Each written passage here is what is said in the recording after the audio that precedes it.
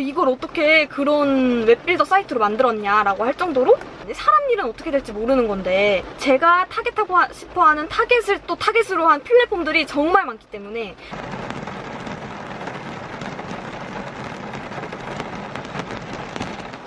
안녕하세요, 이전희입니다.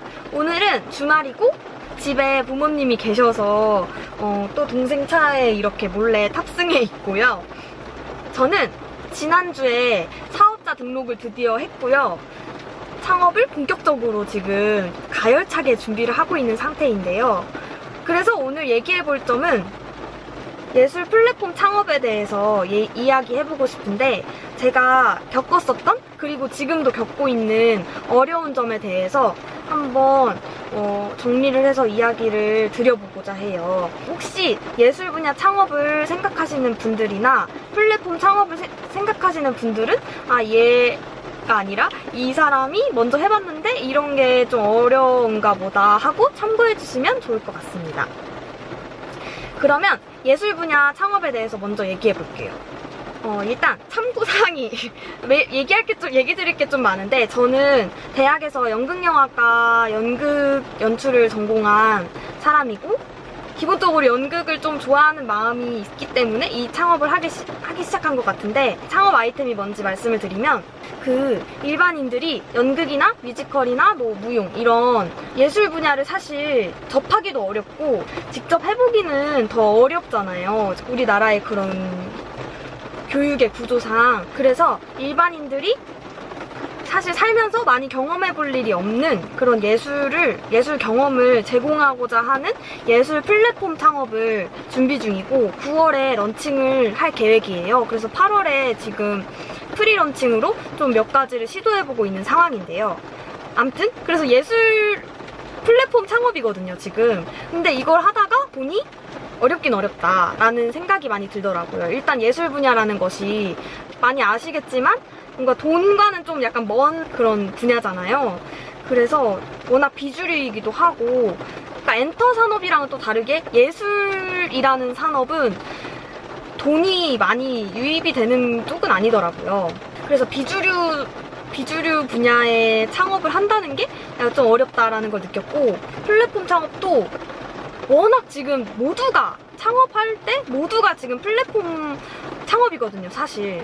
모두 어플을 기반으로 하는 경우가 많기 때문에 그래서 이 부분도 좀 어렵다고 생각을 했는데 일단 예술이랑 예술 분야 창업이랑 플랫폼 창업에서 제가 제일 고민을 많이 했던 부분 3가지씩을 간단하게 말씀드리고 싶네요.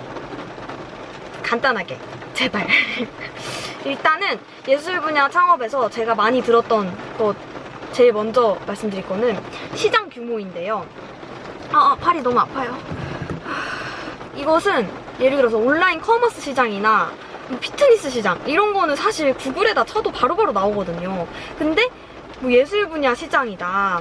예술 분야도 공연 예술 이렇게 치면 사실 나오긴 해요. 티켓 판매 이런 거 해가지고. 근데 제가 알고 싶은 거는 예술 분야의 클래스의 이제 시장인데 지금 사실 그런 취미 클래스들이 되게 많이 있잖아요, 요즘에. 근데 그런 플랫폼들의 매출도 사실 다 상세히 안 나와 있고 하니까 그 분야의 시장 규모도 아는 게 일단 어려운데 예술 분야의 클래스에 있는 그런 규모는 알 수가 없잖아요. 그래서 저는 그런 취미 클래스를 팔고 있는 플랫폼들을 한 거의 10가지 정도를 엑셀에 정리를 해서 그 중에서도 예술 분야 카테고리에 들어가는 클래스들의 수량이랑 그들의 예상 판매 개수 이렇게 다 해가지고 연간 매출이 이걸 각 플랫폼의 매출을 다 더하면 몇 억 정도 되겠다라는 가설을 가지고 시장 규모를 좀 파악을 했던 것 같아요. 근데 이것도 사실 워낙 좀 생소한 분야다 보니까 심사위원분들도 제가 이 규모가 몇십억입니다 라고 해도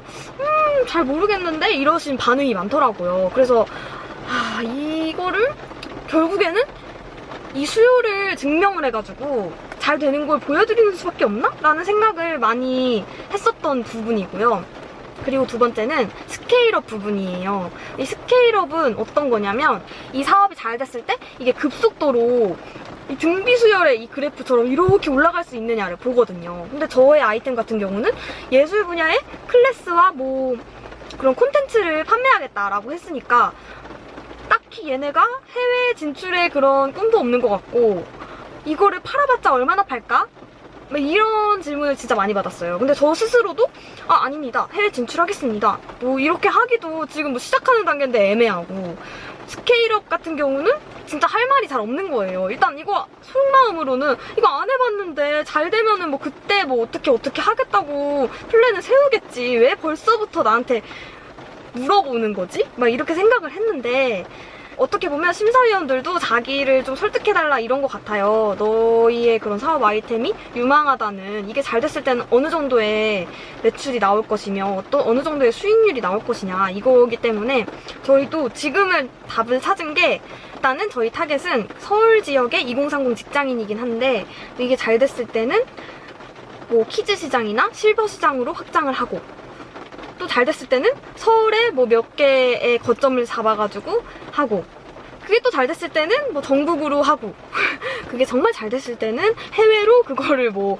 판매하고 뭐 이런 식으로 말은 그렇게 말하기로 일단 스스로 잠정적으로 결론을 내린 상태고 이 스케일업 부분은 아직도 사실 막 속 시원하게 저희는 이렇게 성장하겠습니다 이렇게 하지 못한 상태인 것 같아요. 그래서 계속 답을 찾고 있고 세 번째는 이게 창업의 되게 근본적인 그런 부분인데 그 창업 관련된 막 말 보면은 비타민을 팔지 말고 감기약을 팔아라 뭐 이런 말이 있어요. 이게 무슨 말이냐면 비타민은 없어도 사실 막 괴롭고 막 비타민 안 먹었다고 막 죽을 것 같고 이러진 않잖아요. 그냥 삶이 더 윤택해지려고 먹는 거지. 근데 감기약은 안 먹으면 진짜 지금 당장 열이 나고 당장 목이 아파서 괴롭잖아요.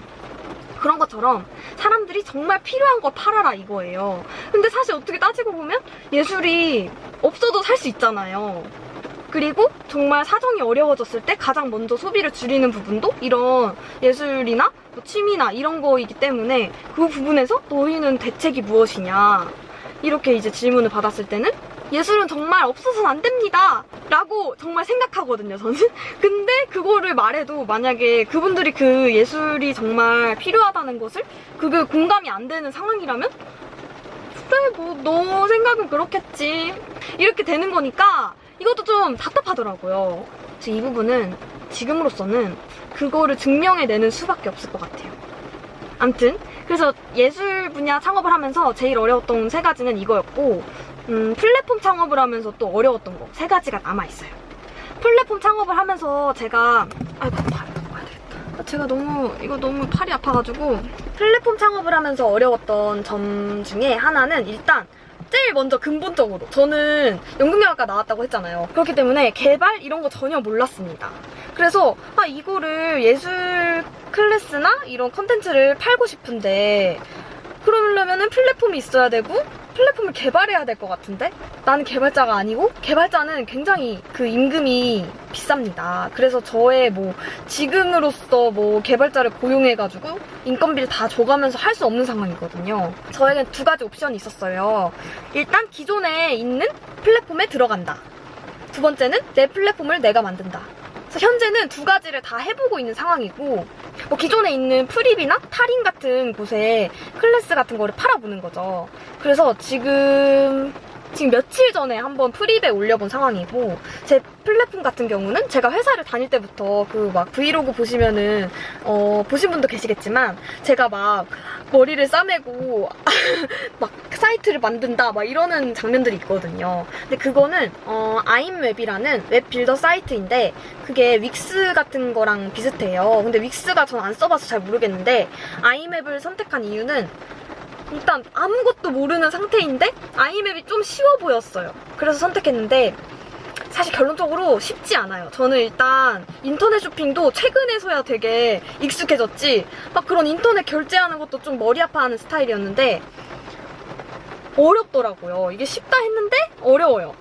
왜냐면 이 알고리즘의 그런 알고리즘이라 하죠. 이걸 눌렀을 때 저기로 가고 저걸 눌렀을 때 저기로 가고 저걸 누르면 다시 돌아오고 막 이런 플로우를 짜는 게 되게 어렵더라고요. 그러니까 이게 뭔가 플로우를 그림으로 다 이렇게 해놓고 했으면 괜찮았을 텐데 처음 만드니까 중구난방으로 만들다 보니까 되게 우여곡절이 많았어요. 근데 아무튼 다행인 거는 이 아이맵에 그 문의하기 서비스가 되게 잘 돼 있어서 전 진짜 문의를 너무 많이 했어요. 그래서 너무 좀 부끄럽고 좀 가끔씩은 죄송합니다 라고까지 했는데 문의하기를 통해서 아무튼 홈페이지 구축을 잘 했고 사람들도 이걸 어떻게 그런 웹빌더 사이트로 만들었냐라고 할 정도로 좀 그냥 디자인이 그냥 잘 된 것 같고 나름대로.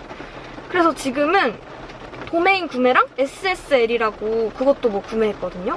그래서 한 10만원 이하로 들었고 홈페이지를 구축하는데, 그리고 한 달에 지금 카테고리를 늘리는 바람에 한 2만원? 24,000원 정도 내고 사용하고 있어요. 그래서 저는 매우 만족하고 있고, 제가 왜 이렇게 웹빌더 사이트를 이용하기로 결심했냐면, 그러니까 일단 저는 제 아이템이 될 거라고 생각하고 오랫동안 준비했고 될 거라고 생각하고 퇴사를 했지만 사람 일은 어떻게 될지 모르는 건데 거기 개발에 너무 많은 비용을 쏟아버리면 마케팅 비용도 많이 부족하게 될 거고, 이게 사실 망했을 때는 그냥 진짜 망해버리고 끝이고 돈은 날아가는 거잖아요. 그래서 저는 최소한의 그런 위험을 최소화하고 싶어가지고 아이맵으로 빠르게 해보자 라는 생각에서 아이맵을 했지만, 사실 빠르게는 못했고 막 퇴사하고 지원사업 써보고 하느라고 그랬지만 그래도 좀 최소의 비용으로 일단 필요한 기능들은 다 들어가 있어요. 그래서 일단 아이맵은 전 되게 만족하고 쓰고 있어요.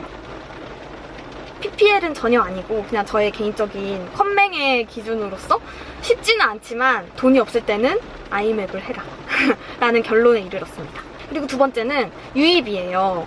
이게 무슨 말이냐면 아까 말씀드렸듯이 요즘에 창업 아이템들을 그 대표님들 다 만나보면은 다 플랫폼이에요. 어떤 아이템이든 요즘엔 다 어플화가 되어 있으니까 플랫폼인데, 그만큼 생겨나는 플랫폼이 너무 많고 망하는 플랫폼도 진짜 많아요. 그렇기 때문에 그 많이 생겨나는 플랫폼 중에서 그러니까 나의 창업 아이템과 비슷한 아이템도 정말 많아요. 그러니까 지원사업 심사위원분들 얘기 들어보면은 전희님과 비슷한 아이템 몇 개 봤다라고 하시는 분도 되게 많았거든요. 그러니까 그렇게 정말 많은 플랫폼이 생기고 제가 들어가고 싶어하는 시장에 제가 타겟하고 싶어하는 타겟을 또 타겟으로 한 플랫폼들이 정말 많기 때문에 그 플랫폼 말고 내 플랫폼으로 고객을 유입을 시키는 게 정말 어려운 것 같아요. 그래서 요즘엔 이 고민밖에 안 하는데, 왜냐하면 이 유입이라는 게 다 마케팅이잖아요. 근데 우리 같은 저희 같은 초기 스타트업에게는 돈이 얼마 없습니다.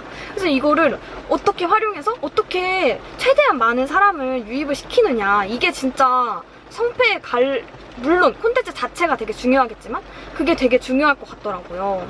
그래서 지금으로서는 인스타그램 타겟 광고를 소액으로 집행해보고 있는데, 런칭 전에 링크 클릭 수랑 가입자 수를 하면 5% 정도 전환율이 나오고 있긴 한데, 이것도 지금 고민을 많이 해봐야 될 것 같아요. 일단 워낙 지금 쌓아놓은 콘텐츠도 적고 후기 같은 것도 사실 없기 때문에, 그래서 최근에 프립에 한번 올려봤거든요.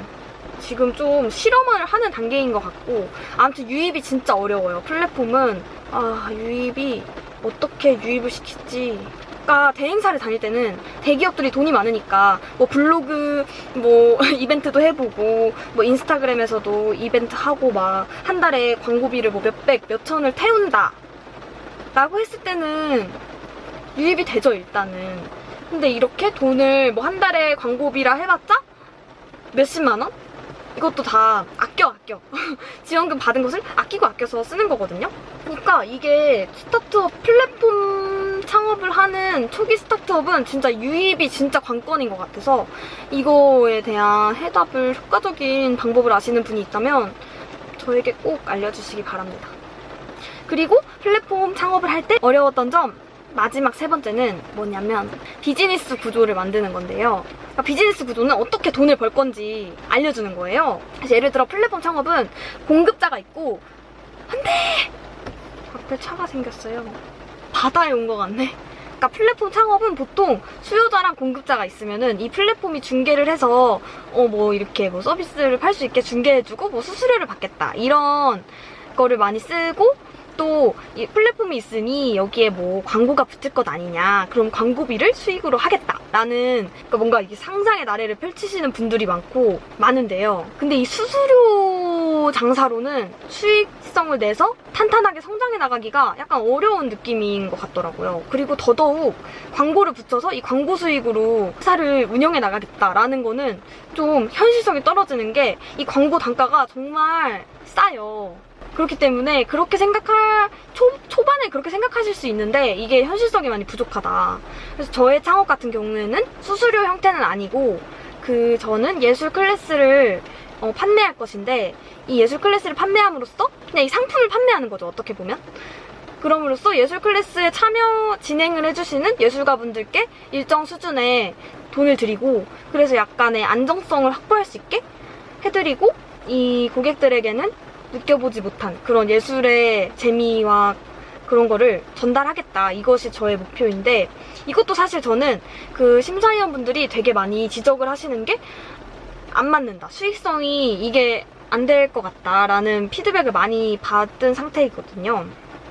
이것도 지금 많이 고민 중인데 근데 지금 비즈니스 구조를 완벽하게 구축하기가 좀 사실상 저한테 너무 어려운 일이더라고요. 그래서 피보팅을 해서 뭔가 제가 지금 짠 비즈니스 구조를 좀 바꿀 수 있을 것 같고 사실 바뀔 가능성이 크겠죠? 그렇습니다.